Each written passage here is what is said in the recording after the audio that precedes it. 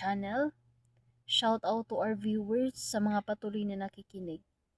I want to read to you Psalms 30. I will exalt you, O Lord, for you lifted me out of the depths and did not let my enemies gloat over me. So, sa panahon ngayon, siguradong marami rin tayo minsan nakakaaway. May galit sa atin, alam mo yun. And alam mo yun, sinasarili mo na lang kung papatulan mo pa ba o hindi. Pero ito yung word ni Lord, declare God's victory over your life, over your family.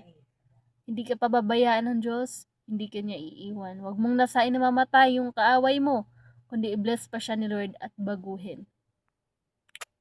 Sabi dito, ipagpasalamat natin kasi hindi nagtagumpay yung kaaway. Panalo ka pa rin. Panalo pa rin yung Diyos sa buhay mo. Sabi nga, dahil hindi ka niya pinabayaan at iniwan sa situation na yan. Kaya naman huwag tayong mapuno sa galit. Huwag tayong magpa-overcome. Do not overcome evil with evil, but overcome evil with good. Ayun po. Sa napakabunit ng Diyos, mas lalo pa tayong magkaroon ng pag-asa at ng pag-ibig.